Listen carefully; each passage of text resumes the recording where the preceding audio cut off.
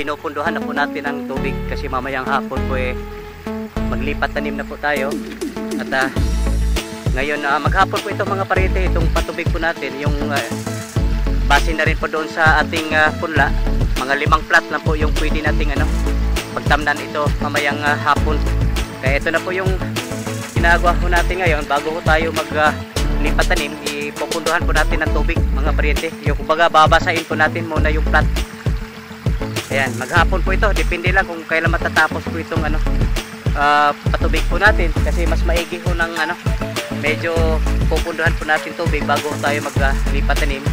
At mamayang hapon din para hindi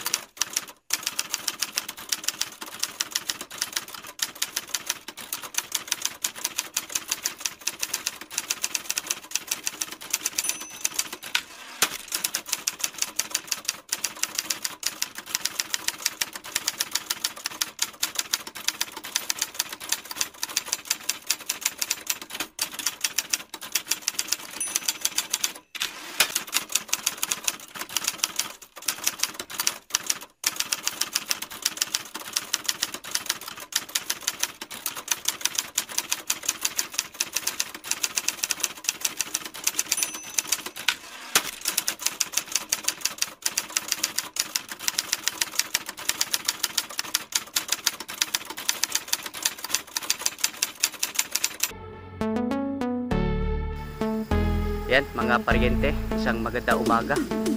Update po tayo dito po sa farm. Time check po, mag-aalas 6 pa po ng umaga. Tsaka inaagahan po natin mga pariente kasi may problema ho tayo dito po sa ating balat. Pag medyo naaarawan humahapdi po yung ating balat. Mamaya po ikikwento ko sa inyo ano nangyari. Kaya nga tayo hindi napunta po rito nung nakarang linggo. Ayan, at may napansin po tayo rito mga pariente, may 3 tuta po rito. Ayan, yung masaklap po nitong 3 tuta, nadagdagan na naman yung ating mga alaga po rito. Yung masaklap mga pariente, yung pong ina po rito yung ina po nitong 3 tuta po nito tagalabas. At dito po siya nanganganak. At tingin ko po dito na rin po sila maninirahan. Kabang naunsa naman atong kuan kabang, uy, isigihan na yung yatak. Ay ito nga pala, yung itong 5 plat po rito mga pariente. Ito po ating inalaan doon po sa ating kalabasa. At yung pong mga plat po doon sa sa unahan, yun pong ating ampalaya. Ayan, at isasabay na rin po natin ito mga pariente, itong kalabasa at saka yung ampalaya para isang na lang, trabaho na lang po mga pariente. Ayan. At ito po ating ampalaya, yun po ating punla po ron sa ating nursery. Medyo na po, malalaki na po yung ating punla doon kasi tingin po 2 linggo na po yun. At yung estimate po nga 12 araw lang pwede na po yun mailipat tanim. Ayan, nasa lagi mo pating daghana nagbuslot ang atong kuan. Anala mo ha, ay magkuyog. Ayan, ito na po yung ating area kung saan po tayo yung second cropping po nating ampalaya. At ito, handang-handa na po ito mga pariente. Kaya ngayong araw po sisikapin natin na makapaglipat tanim na po tayo mamayang hapon. At mamayang alas 8 din mga pariente, pag pasok po ng ating mga kasamahan po rito, papatubigan po natin ito. Kumbaga pupunduhan po natin ng tubig. Tubig lagon po yung gagamitin natin mga pariente. At nung nakarang linggo po yung pinagbilin ko mga pariente, maggagawa ko tayo ng po dyan, yung irrigation. Kasi yung patubig po natin dito, canal irrigation mga pariente. At nasasayangan po ako mga pariente pag hindi ho natin nilagyan po ng liner kasi yung makikinabang po riyan yun lang pong mga damo. Kaya ito na, permanente na po ito. Ito pong ating liner na HDPE para hindi siya madaling hindi mag-absorb po yung lupa at masasayang yung makikinabang. Ito lang po yung panganda mo.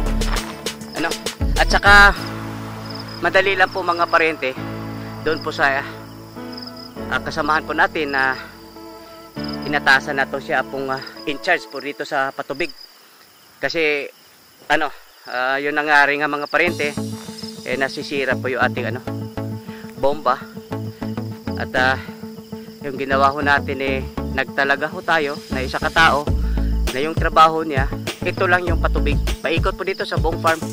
At saka yun, binibrief na namin ni kasamang Denver na babantayan po yung ating level po ng ating tubig lagoon po roon para hindi ho maulit yung po nangyari, yung pong hindi po nakahiga po yung ating submersible po doon, tapos nasira po yung ating bomba. Ayan, kailangan mga paryente, sana hindi umuulan mamaya, makapaglipat tanim na tayo mamayang hapon. At pagtutulungan ho namin ito matapos, para kasi ngayong araw Lunes, bukas schedule po nating harvest. Mahihirapan ho tayo kasi busy po yung ating mga kasamahan. Kaya kailangan ngayong araw makapaglipat na tanim na po tayo rito. Ayan. At ito na rin po yung ating kalamansi at saka ating papaya. Ayan, malalaki na po yung bunga ng ating mga papaya mga paryente. Yan, ito po raw yung pinapatubigan po nila noong nakarang linggo. Makikita pa naman yung kagandahan po nitong pinapagawa po natin mga paryente.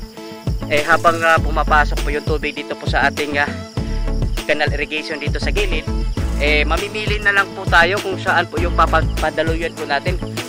Kamukha po nito. Yan,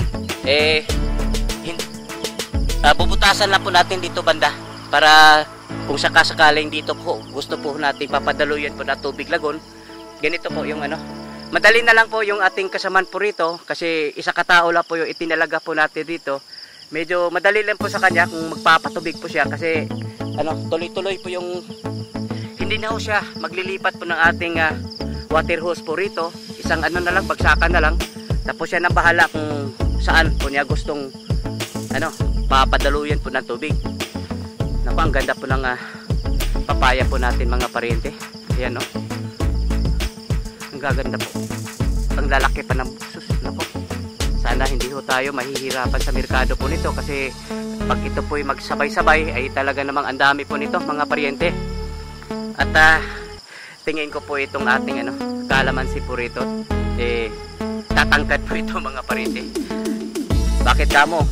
Kasi po makukuluangan na po siya ng init, dahil nga po rito sa bawat gilid po niya, kumbaga masisilungan po siya mga paryente, kaya mag-aagawan po sila sa sa sikat po ng araw. Kaya tingin ko ito po tatangkad po itong ating kalamansi. At sa totoo hindi naman maganda mga paryente pag tatangkad po ito, kasi yung kasamaan po natin pag nagpipitas, pag sobrang tangkad siyempre gagamit ho ng hagdan. Ayan. At kailangan na rin po ito mga paryente, habang hindi pa po sobrang sukal o hindi pa po nakabuilo po yung mga damo po rito, titirahin na rin po natin ito ng herbicide, kasi mahirap na po pag sobrang sukal po niya, sobrang tangkad na po yung mga damo po rito. Yan, nangangailangan ho tayo ng maraming herbicide. Magastos po sa herbicide. At dito po kasi mga paryente, hindi tayo pwedeng magpapasok po ng tractor po rito, kasi ini-interrupt nga natin, masikip na masyado yung pong pagitan po ng bawat tanim po rito. Kaya herbicide yung gagamitin na po natin dito. Ayan. At pupuntahan po natin yung pong ating tatlong crops po nandoon sa pinakadulo. Yung po ating sitaw, Japanese cucumber, at saka yung po upo. Kasi bumisita po ako doon sa Marco Polo nung Sabado. Nakapagpitas na pala sila ng sitaw. Kaya titingnan ho natin mga paryente yung pong ating tatlong cucurbits na crop po nandoon sa unahan. Ayan. At yung pinagpilin ko rin mga paryente, maglagay din po ng kanal po doon, para yun na nga, madali lang po kung sakaling magpapatubig. Kasi nung nakarang linggo rin mga paryente, isang linggo pa, tuyong-tuyo po yung lupa po roon at saka sobrang sukal. Pinapalinis ko ay ngayon mga parente, makikita ko natin yung kalagayan ngayon doon. Nga mga pala mga parente, medyo malayo-layo pa yung pupuntahan po natin. May kwento man lang yung pong nangyari po sa akin sa nung nakarang linggo, kaya hindi ho tayo napunta po rito. Minalas po tayo mga parente. Yung nangyari ho kasi nagluluto sana ako ng para sa hapunan po namin. Yung piprito po ako sana ng isda. Yan, habang nagpapainit po ako doon sa kawali, may ginagawa po ako, may inaayos po ako doon sa labas. Napatagal yung pong pag-aayos ko doon kasi nasisira po yung gripo doon sa labas. Pagbalik ko mga parente, umaapoy na po yung yung kawali. Sa sobrang tagal ko, sa sobrang init po ng mantika, umaapoy na po siya. Base na rin po doon sa atong training nung araw, yung pagsugpo po ron, yung yung i-deprive mo siya po ng oxygen. Kaya nagbabasa po ako ng tuwalya, tapos tinakpan ko. Ang nangyari mga paryente, napasobra po yata yung pagbasa ko po ng tuwalya, tumutulo po yung tubig.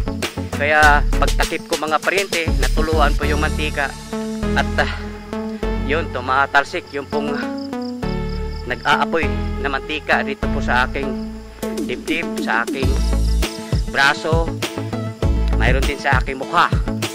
Yun ang pagkatapos ng mga paryente, hinapansin ko po yung aking mata, pulang-pula, kako baka sa usok, namumula. Saka medyo lumalabo po yung paningin ko.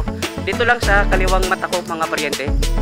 Yan, inaabot po ng 1 oras, ganun pa rin. Akala ko mawawala yung pong pagkakalabo po yung paningin ko. Medyo doon na po ako nagpanik mga paryente, kaya wala po ako ibang naisip. Tinatawagan ko po yung yung best friend ko ng yumao kong asawa at humingi po ako ng payo kung anong gagawin. Yun ang sabi niya, pag ganito purong kaso, involve po yung mata, kailangan nasa emergency po ako. Yun, pagkatapos po ng usapan po namin mga paryente, yung pong hindi na po ako nag-aksaya ng panahon para pong yung puwit ko po sinindihan. Dumiretso na po ako mga paryente sa hospital at nabigyan po ako ng first aid po doon at the rest is history na mga paryente. Ayan, buti na lang ito po yung pinagbilin ko nung nakarang linggo na maglagay na rin na ganito irrigation canal at nilagyan na rin po natin ng liner kasi masasayang yung po ating tubig lagon mga paryente kasi ina-absorb lang po rito sa gilid, kaya nga sobrang taba po ng mga damo po rito at tayo po natuwa kasi medyo nalinis na rin mga paryente. Ayan, at yun na nga nung na punta po ako ron sa ating doon po sa Marco Polo, nakikita ko yung may display po sila ron na sitaw. Kaya nga pala nakapag pamunga na rin po yung ating sitaw mga paryente. Mayroon na pong bunga at saka ang daming bulaklak at tingin ko po napapaduloy na po ito mga paryente. May bakas po ng tubig at tayo po natuwa kasi sa wakas po ano po ba ito? Puwod.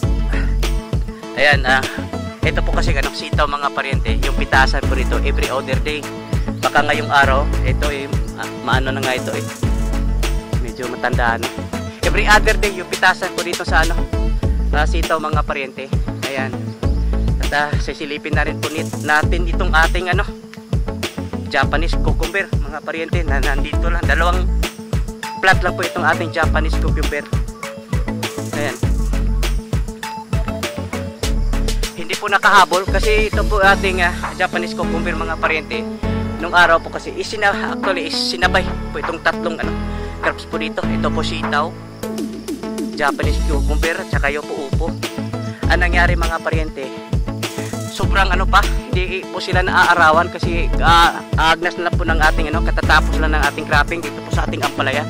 Hindi po naaarawan yung pong ating ito lahat. Pero yung hindi po nagtutuloy, ito lang po yung pipino. Yung po ate sitaw, medyo matibay-tibay. Wala ho tayo naging problema pa ron. Ito lang po yung ating upo mga parente. Ang ginawa ho, nag-replanting ulit. Nagpunla ulit po rito. Kaya ito po yung ating Japanese cucumber. Nahuli po ito ng 2 linggo. Kaya medyo hindi po siya nakakahabol po doon sa ating sitaw. Ayan. At natutuwa po tayo. Medyo malinis na po. At napapadaluyan na po ng tubig. Ayan. At ito na rin po yung ating upo. Ayan. Nag-umpisa na po. Ay, matabahan na po yun. Ito po kasi yung napansin ko nung nakarang linggo ko. Ito lang po yung natutubigan. Kasi yung po ating hose na dito lang nakatutok. Tapos siyempre dito lang banda yung mapapatubigan po niya. Hindi po makakarating yung tubig po nandun. Kaya mataba po yung ating upo mga pariente. Kahit ilang puno lang po ito. Ito po kasi upo mga pariente. Pang variety lang po natin ito. Kasi hindi po kasi ito at saka murang-mura. Hindi po ito mabenta masyado. Maganda lang po ito. I-display kumbaga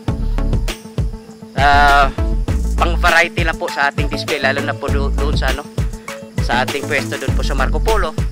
Nung nakarang nung Sabado nga nung pasyal po ako ron. Ganda tignan mga pariente. Ang dami po nating Pero mayroon po tayo mga major crops na talagang ito pang lang po ito. Kumbaga sa pagkain side dish. Ayan. Yan. At ako po'y natuwa kasi nabuo na itong ating canal irrigation po rito. Ayan. Ayan mga pariente. Update ulit tayo dito po sa ating dragon fruit. Ayan. Yung balita ko po nung nakarang linggo. Kulang-kulang 50 kilo po raw sila mga pariente. At ngayon po pansin po natin ang dami pong sumusunod mga pariente. Maliban po rito sa namumula na malapit na po itong mapipitas, marami pong sumusunod. Ayan, kahit pinunggos po yung ating dragon fruit mga pariente, sunod-sunod po yung bunga. Kumbaga mayroong sumusunod mga pariente. Maraming mga kasisibol pa lang na mga bulaklak. Ayan naman po yung maging pag nagtutuloy, yun pong mga bulaklak na yan, maging bunga po yan mga pariente. Tayo po natuwa kasi yun, kita-kita naman po yung ating dragon fruit. Hindi po kagandahan yung po ating dragon fruit mga pariente nabalot po sa fungus, pero kita-kita ho natin ang dami pong sumusunod na mga bulaklak at saka mayroon ding namumula. Ibig sabihin yung mong namumula mga pariente, it's either pipitasin na or malapit ng pipitasin. Ayan. Ngayon po sisilipin natin po yung ating tubig lagot po doon kasi ang ginawa ho natin ngayon mga pariente nagtalaga po talaga tayo ng isa katao na siya pong mamamahala po rito sa ating patubig dito po sa buong farm. Siya pong in charge sa patubig at yan lang iintindihin po niya mga pariente at ibibrief po natin yung pong mga dapat niyang gawin kasi ayaw po nating maulit yung pong nangyari po nung nakarang linggo. Anong isang linggo pa, yung pong nasira po yung ating bomba.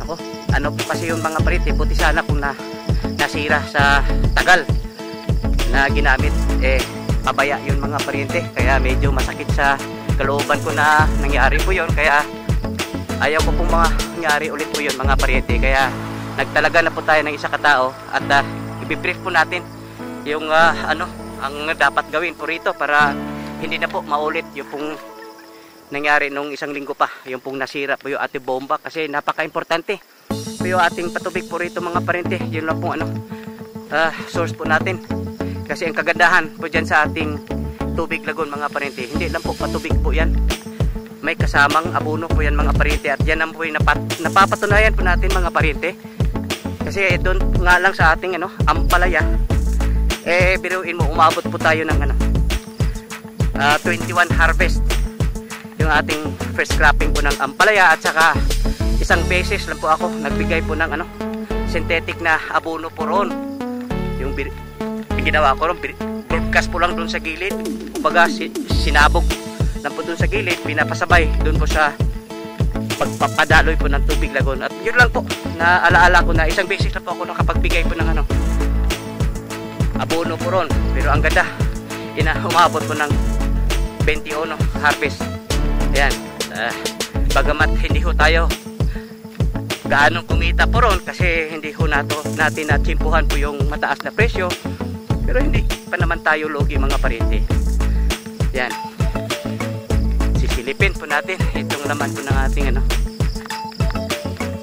tubig lagon kasi yung pag-pump out dun sa kabilang farm mga pariente, inilipat ko na yung pong responsibilidad po doon po sa isang kasamahan po natin. Kako talagang hindi po pwedeng hindi po sila makapag-pump out doon para hindi na po mauulit po yung nangyari na nasisira po yung ating buba. Hanggang na po mga pariente, mataas po yung level ng ating tubig po rito. Sus, madisgrasya mo dahil isura ninyo haon. Ari mo dire. Yan, ganda pang mga pariente. Kaya yung utos na pinag po natin doon po sa in charge po rito, kailangan bago ho siya magpatakbo po ng bomba, kailangan silipin niya po itong level po rito. At saka tatansyahin po niya kung ilang oras po siya magpapatakbo at dali yung pagbaba po ng level po ng tubig po rito. At ako naman pag nandito po ako, sisilipin ko talaga ito para hindi na po mangyayari po yung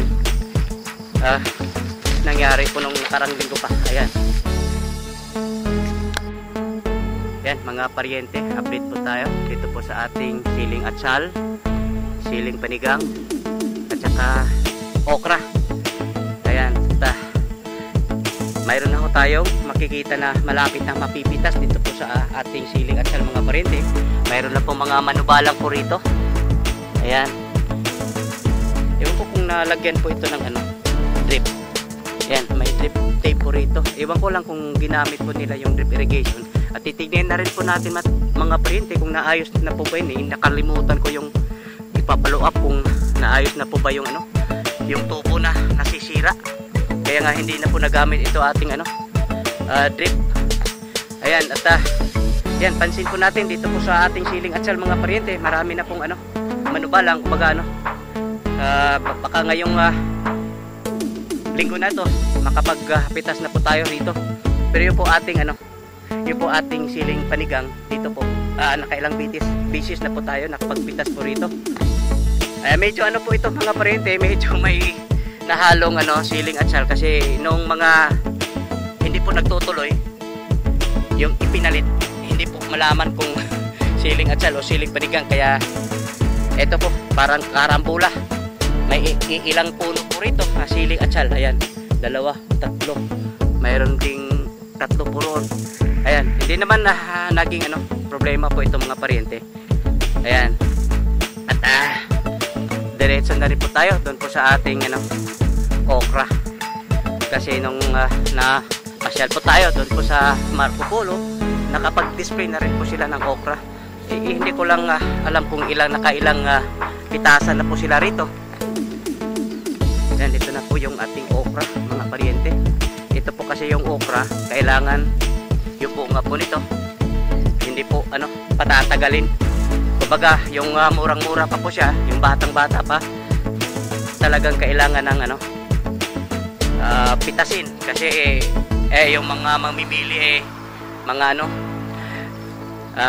alam na po nila kung alin po yung matanda na o yung bata pa. Binabali nila yung pinakadulo po ng okra mga pariente. Yung pag naputol po raw, ayun, batang-bata, maganda po raw yun. Ayan, at hindi na lang ho ako kasi nadali na ako nung araw nito mga pariente. Kasi nung unang tanim po namin dito, siguro 4 na taon nang nakararaan, excited po ako noon na tumulong po ako magpitas. Ang nangyari mga pariente, pangalan nito, tawag po nila dapang. Nako, namumula, nangangatik po yung balat ko mga pariente. Kaya ako po'y nadala na. Kaya hindi na po ako kung kumpiyansa po rito na mahagip mo lang delikado po yung balat ko rito mga pariente. Kasi yun, dapang. baboy at tawag po nila, no? Ayan, ito na po yung ating ano. At ito naman po yung ating kamatis, mga paryente. Akala ko wala na yung kamatis po natin, pero dun po sa nung Sabado, marami ko kang nakikita na kapag display pa rin po sila ng kamatis. Ayan, mga paryente. Siguro ano, 5-6 na pitasan lang po ba ito. Pero may mga mapipitas pa rin po, mga paryente. Marami pa naman pong bunga. Akala ko huli na po yung ano nasundan pala. Kumbaga, yung pong ibang sumusunod na bulaklak, yung iba po nagtutuloy. Pero wala na po ito, mga paryente. Yung ipapalit po natin dito, yung ilalaan po natin dito, ampalaya, mga paryente. Papabunggan po natin ito, ipapahinga. At saka i-schedule po natin ito, ampalaya, yung pong area nito. Ayan. Ayan, mga paryente. Susubukan natin na patatakbuhin po ito ating drip irrigation. Kasi mukha yatang ano, hindi ko alam kung naayos na po ba yung na sira po dong ano, yung coupling, parang naputol. At ito namang ating ano, kamatis. Isasara na po natin ito. Yung sa kamatis, isasara po natin. Doon po yung papatubigan po natin. Kung wala po ito, kung naayos na po itong linyada, yun lang ang patubigan po natin. Yung pong ating okra at 2 sili po doon. At itong ano, yun po itong kamatis. Papatayin natin po ito ating kamatis para yung po tubig magko-concentrate doon po sa ating ano, yung pong okra at saka yung 2 sili po natin. Titignan ho natin kung may tumatagas na tubig po roon. Ako, sobrang soba. Ayan. Ito lang po kagandahan po ng drip, mga paryente. Putsa. Ayan, ito po yung sinasabi ko, mga paryente. Talagang hindi pa po naayos po ito. Ayan, oh. Ayan, wala rin kwenta. Kaya balikan natin, mga paryente, yung pong ano, isasara po natin yung po ating main source. Wala rin nangyayari, hindi pa rin naayos, mga paryente. Oh. So, ito lang ba siguro yung ano, nasira. Kaya wala, dito lang po yung ano, papatayin po natin yung pong ating main valve, yung main source po natin. Ayan. Ayan, mga paryente, ito na po. Pinupunduhan na po natin ang tubig kasi mamayang hapon po maglipat tanim na po tayo. At ngayon maghapon po ito, mga paryente, itong patubig po natin, yung base na rin po doon sa ating punla. Mga 5 plat na po yung pwede nating ano, pagtamnan ito mamayang hapon. Kaya ito na po yung ginagawa ho natin ngayon. Bago ho tayo maglipat tanim, ipupunduhan po natin ng tubig, mga paryente. Yung baga babasain po natin muna yung plat.